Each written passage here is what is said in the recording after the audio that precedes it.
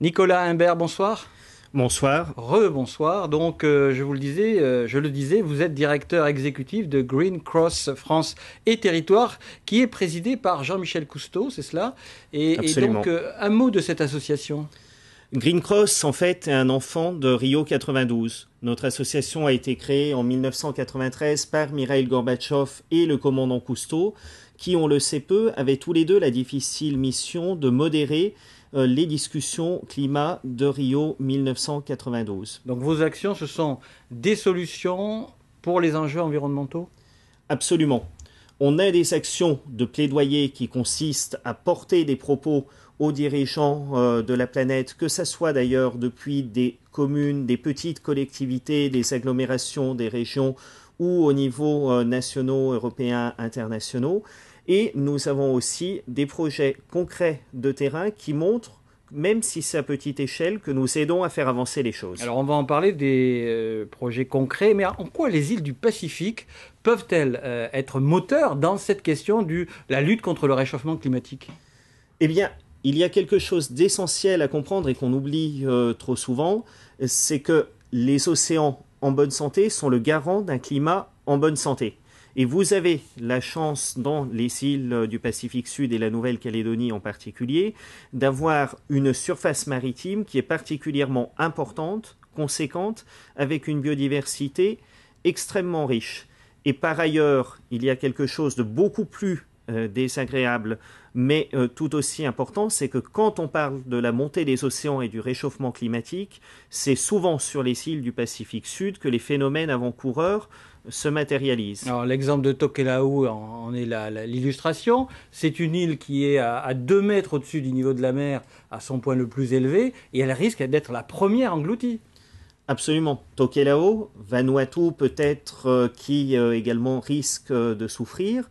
Le Bangladesh qui concentre sur une population à moins de 2 mètres d'altitude quelques millions d'habitants pourrait arriver ensuite. Mais je pense que les îles ont en commun la capacité de vouloir et de pouvoir se prendre en main pour faire changer les choses. Et en tout cas, c'est le message qu'on a envie à la fois d'entendre d'Océania et de relayer d'Océania. Donc l'union fait la force, on l'a compris. Pour autant, les systèmes pour protéger les océans ont l'air à bout de souffle. Ils ont vraiment l'air à bout de souffle, vrai ou faux? Alors, moi, je dirais plutôt que rien de sérieux n'a été construit jusqu'à maintenant. C'est-à-dire que la protection des océans telle qu'on la connaît provient du protocole de Montego Bay en 1973 et était essentiellement sur des enjeux militaires. Là, on a besoin de construire ensemble une gouvernance qui soit une gouvernance environnementale et qui d'ailleurs a été plus ou moins décidée dans son mode de fonctionnement à Rio 2012. Et je me souviens d'ailleurs que la première fois où j'ai eu un message clair sur le rôle que la Nouvelle-Calédonie pouvait jouer, c'était à Rio 2012, et c'était le ministre Anthony Lecrin et sa déclaration qui expliquait déjà qu'est-ce qu'il voulait faire avec Océania et comment faire en sorte de faire bouger les choses d'une manière plus dynamique, parce que ce dont on se rend compte dans les océans, c'est que le jeu des grandes nations tel qu'on le connaît ne marche pas sur la question océanique qui nécessite une coopération et qui nécessite que chacun fasse sa part du jeu. Mais concrètement, Monsieur Imbert, qu'est-ce qu'on fait de l'exploitation durable? Est-ce qu'on protège les récifs coralliens? Concrètement, où sont les actions? Parce qu'il y a beaucoup de paroles, mais où sont les actions? Il y a 3 types d'actions qui permettent d'avancer rapidement. La première action, c'est de créer ce qu'on appelle un réseau international d'aires marines protégées qui regroupe à terme 10% de la surface des océans, le terme étant 2020. Pour faire ceci, il y a une action qui a déjà été engagée qui a lieu d'exemple, c'est en fait l'aire marine protégée de la mer de Corail, avec une initiative australienne, une initiative néo-calédonienne. On espère également des initiatives d'autres puissances de la région. Certaines sont dans les tuyaux. La deuxième action concrète qu'on doit arriver à atteindre d'ici à 2020, c'est ce qu'on appelle en des termes jargonneux la protection de la colonne d'eau au même titre que le fond marin. Aujourd'hui, il y a une juridiction compliquée et très parcellaire sur les deux aspects.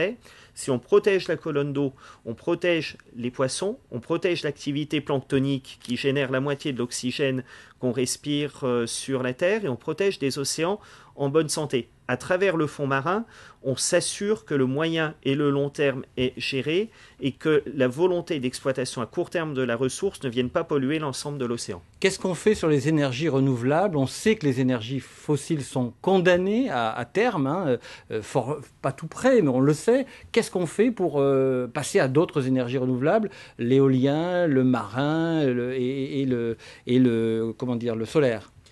Eh bien, la première chose que l'on fait, c'est de travailler sur l'efficacité énergétique. Parce qu'on ne se rend jamais assez compte que l'énergie la plus facile à produire, c'est celle que l'on ne consomme pas. Donc, on va traquer tous les gaspillages. C'est bien sûr éteindre les lumières, les chauffages inutiles, mais ça peut être beaucoup d'autres activités, notamment dans le domaine industriel, notamment dans le domaine agricole. Quand on traque le gaspillage, ça veut dire aussi qu'on traque le gaspillage d'argent et qu'on va gagner de l'argent, qu'on va pouvoir mettre pour investir pour des énergies renouvelables de proximité. Mais est-ce que le citoyen lambda est prêt à faire cela ? À partir du moment où il voit que son intérêt économique est aligné avec l'intérêt écologique, oui. Et en métropole, par exemple, l'énergie et l'énergie électrique est relativement peu chère.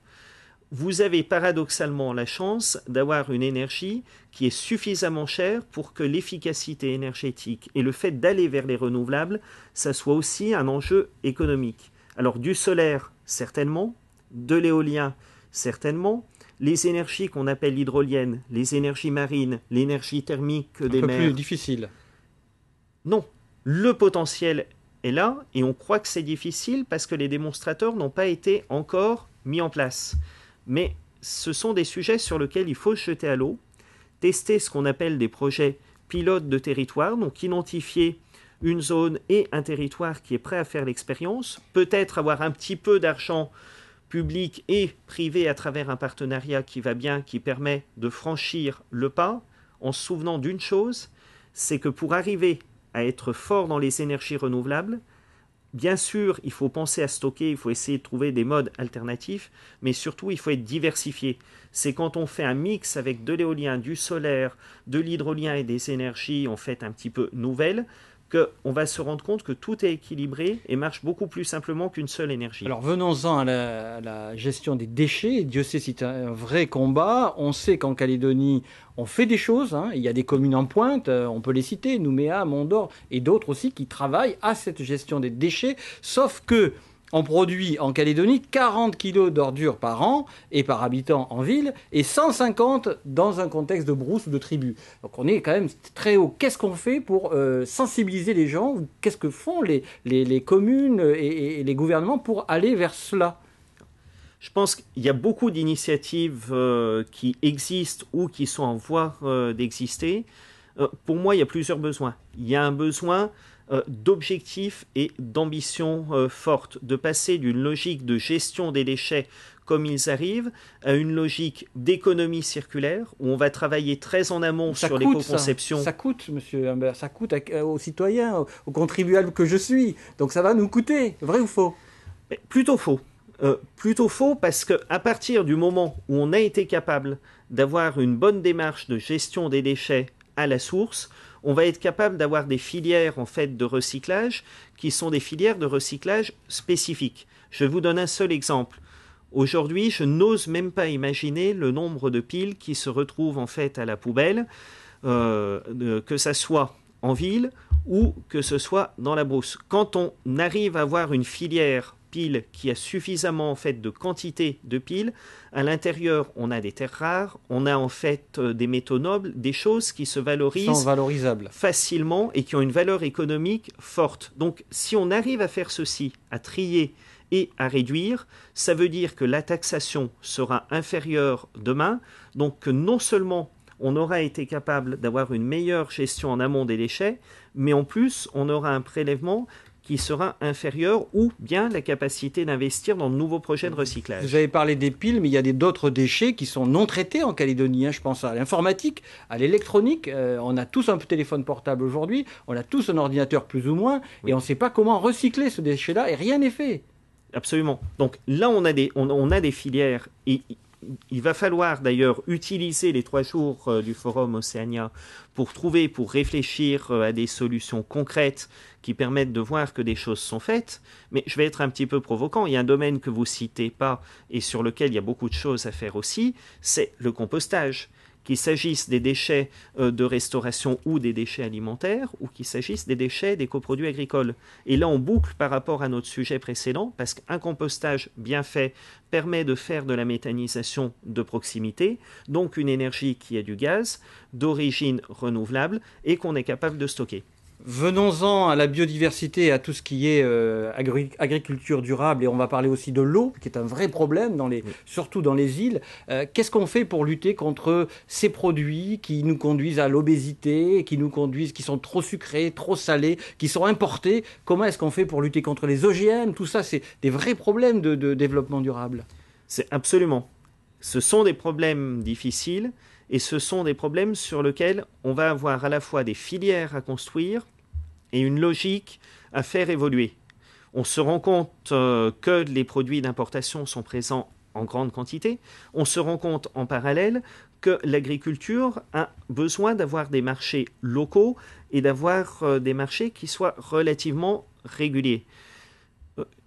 Quand on doit redéfinir ces priorités, il faut arriver à réfléchir avec une cohérence territoriale qui se met en place petit à petit. Donc d'un côté, des circuits de distribution qui vont permettre aux agriculteurs qui font le choix de travailler moins d'intrants et de travailler d'une manière plus raisonnée, d'avoir des marchés qui les sécurisent, et puis d'autre part, d'être capable aussi de bannir un certain nombre d'éléments issus des grandes cultures. Vous citiez les OGM, qui à partir du moment où on fait le choix de la qualité, ont beaucoup moins de raisons d'exister. Un mot sur les lentilles d'eau douce. Elles sont parfois, on va dire, menacées par les impacts. Oui. On réfléchit à cela à Océania 21 assez rapidement parce qu'on va arriver à la fin de l'entretien.